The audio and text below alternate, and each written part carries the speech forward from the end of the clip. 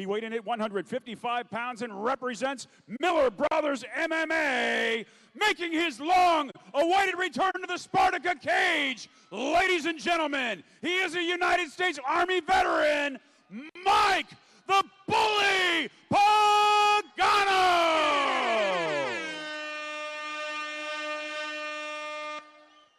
And his opponent standing across the cage, fighting out of the blue corner, a mixed martial artist standing at 5 feet 7 inches tall and also weighing in at 155 pounds. He represents Team Gustavo Machado. Ladies and gentlemen, he is the current SFL featherweight champion and a United States Navy veteran. Here is Andreas Ensenales. And when the action begins, our referee in charge is Sean Spath.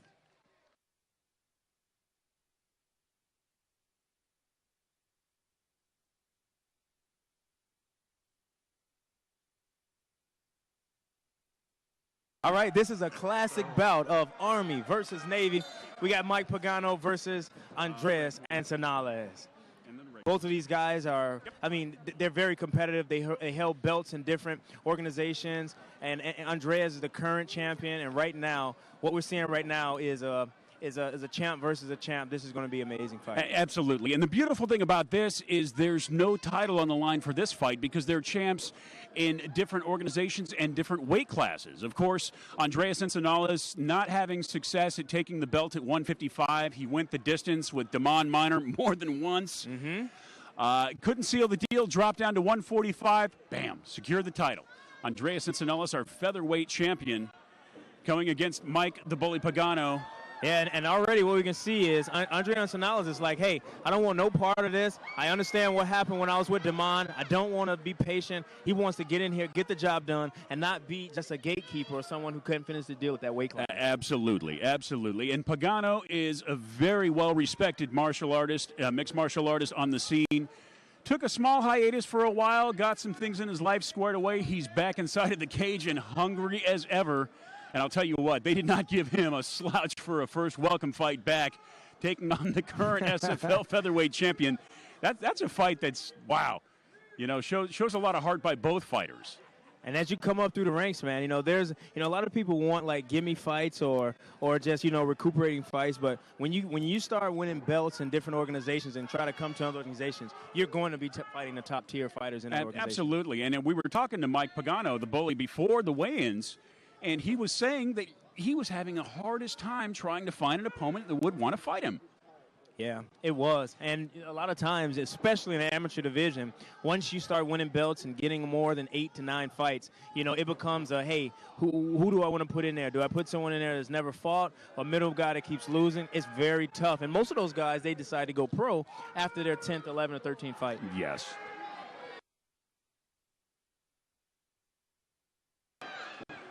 Definitely glad to see the Bully back inside of the cage after a couple-year hiatus. Always a pleasure to see Andreas Ensenales competing here inside of the cage and showcasing his skills. Yeah, it doesn't look like that choke that Ensenales was going for is going to work. Mike is out of it. Let's see what happened with it. Either ground and pound. Is he trying to control, take him back down to the ground?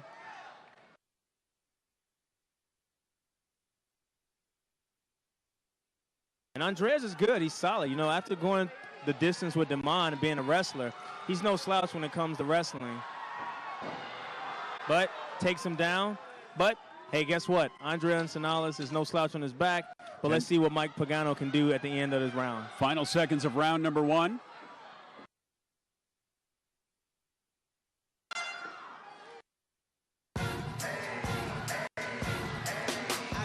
Action-packed round number 1. And I'll tell you another person that's happy this fight's going on is the third man inside of the cage, our referee, Sean Spath. I was kind of chuckling with him before the fight started. He's like, good gosh, maybe now I can finally ref a fight. It seems like most of the fights that he was repping ended up ending really quickly, so he's pretty excited about this matchup as well as, of course, all of our fans watching here in attendance at the Ted Constant Center and all of our fans watching live, Go Fight Live TV, Fight TV. Glad to have you here. I tell you what, Shane, man, I don't know how many times I can sit here and hear you commentate inside the ring. Your voice is legendary. People don't even know, or didn't even know who's on the other side. When they hear your voice, it's a done deal, brother. Stop. You're going to make me blush behind the microphone. I'm already naked. So. Well, they say you got a face for radio. I think you got a body too, man. Thanks. Maybe I need to get into some of this virtual private training, huh? Here we go, round number 2. I think they're wiping something up, maybe some blood or sweat. Good call by the referee. Yeah, usually just taking care of water by the end of the thing. Maybe a little bit of ice. Sometimes ice drops when they get the corners in there. Making short work of that is referee Sean Spath. We are underway. Round number 2.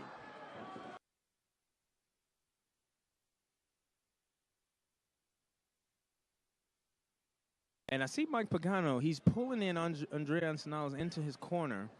And that's a smart thing, is to stay in there so he can get some type of pointers, tips, and, a lot of times, a lot of motivation comes when you're hearing your corner giving you strategies, because you can't see the picture when you're in a frame, and that's really good. Trading of kicks. Now Antonales has Mike up against the cage. A lot of dirty boxing here as we're getting in. Nice knees up the middle by the bully. Mike Pagano in the black trunks with the purple trim. His opponent, Andreas Antonales, in the red shorts.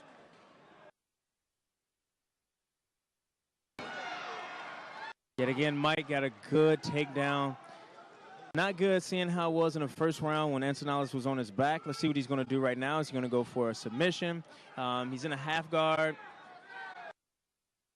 Yeah, Pagano with a little bit more time to work here in the first round. Great positioning for him, working out of the half guard of Antonales. But Antonales is no slouch off of his back. It's just exceptionally difficult with such a heavy and good wrestler like Mike Pagano on top of you. Yeah, man, he's raining down. And he's on him tight like an anaconda, man. He's on him, he's glued on him, and he's not giving them any room to breathe. And they're slippery, and he's still managing on staying on top and doing damage.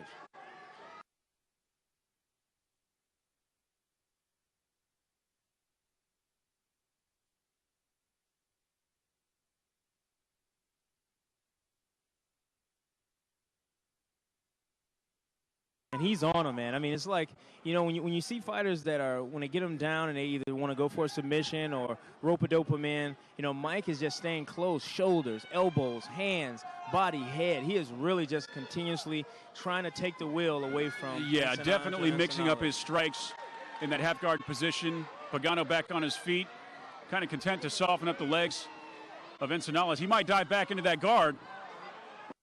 And Antonales trying for a submission. Pagano very aware of it.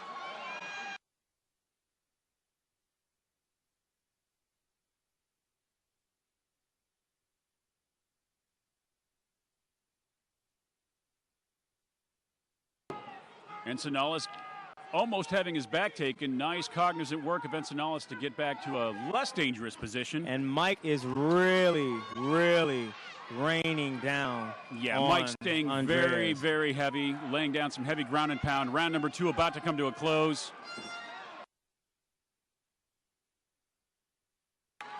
And a great show of sports. That's one thing I love about this. These two fighters right here, they have a huge amount of mutual respect for each other.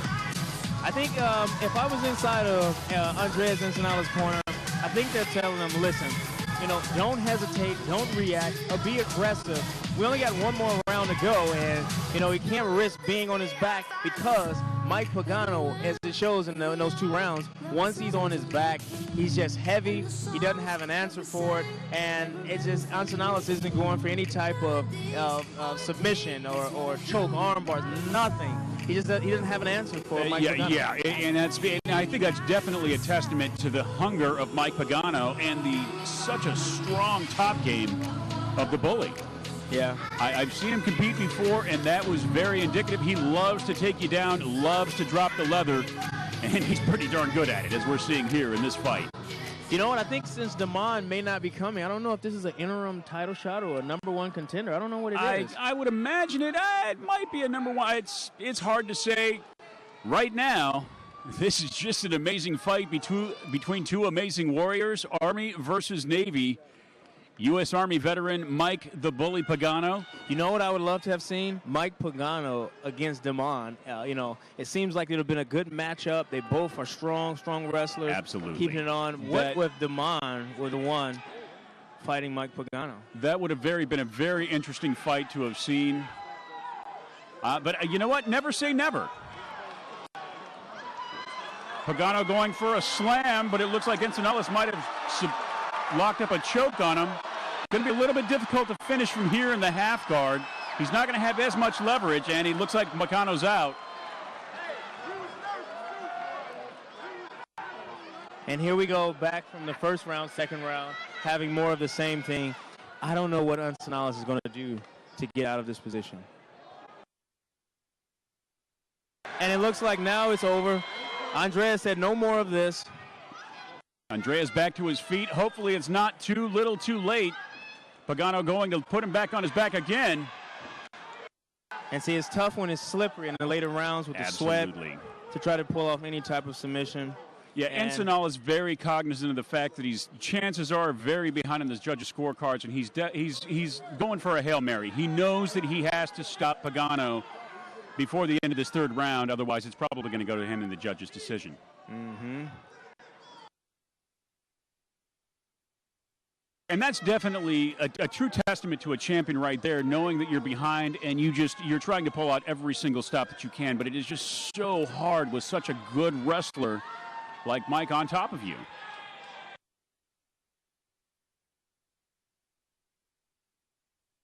Yeah, I think tonight, Mike Pagano has really showcased he's back.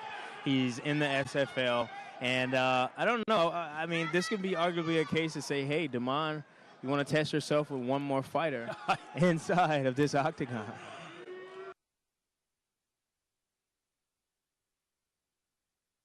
I don't know. I hear people saying Army, come on, Navy.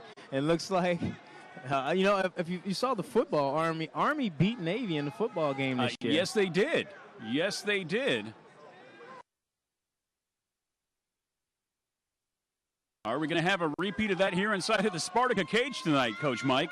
Let's see. If Encinalas can't get back up, I think this may be it. He's tight. Wow. He's on him. He's heavy. Mike Pagano is making a statement here tonight.